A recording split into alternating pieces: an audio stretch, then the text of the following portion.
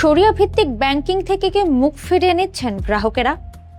বাংলাদেশ ব্যাংকের সর্বশেষ প্রতিবেদনে এমনই এক প্রবণতার চিত্র উঠে এসেছে। শরিয়া ছেড়ে সাধারণ ব্যাংকে ঝুঁকছেন গ্রাহকরা। মে ও জুন মাসের তথ্য বিশ্লেষণে দেখা গেছে ইসলামী ব্যাংকগুলোতে আমানত কমেছে, আর একই সময়ে সাধারণ ব্যাংকগুলোতে আমানত বেড়েছে। মে মাসে ইসলামিক ব্যাংকিং খাতে আমানত ছিল প্রায় 4,80,000 কোটি টাকা। জুনে তা কমে দাঁড়িয়েছে 4,67,000 কোটি টাকায়। অর্থাৎ এক মাসেই আমানত কমেছে প্রায় 13,000 কোটি টাকা বা 2.68%। বিপরীতে সাধারণ ব্যাংকগুলোর আমানত বেড়েছে প্রায় 30.18%। রেমিটেন্সের চিত্রও উদ্বেগজনক। জুনে ইসলামী ব্যাংকগুলোর মাধ্যমে দেশে এসেছে প্রায় 44 কোটি 80 লাখ ডলার।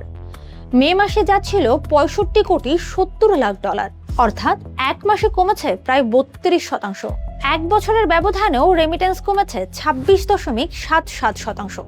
বাংলাদেশ ব্যাংকের পর্যবেক্ষণ বলছে 2024 সালের আগস্ট পরবর্তী অস্থিতিশীল পরিস্থিতির প্রভাবে ইসলামী ব্যাংকিং খাতে আমানতকারীদের আস্থা কমেছে।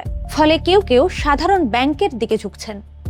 শুধু আমানত বা রেমিটেন্স নয়, কর্মসংস্থানেও পড়েছে এর প্রভাব।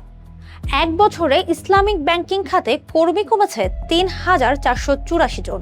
2025 সালের জুনে কর্মী ছিল 48,709 জন, যা 2026 সালের জুনে নেমে এসেছে 45,225 জনে।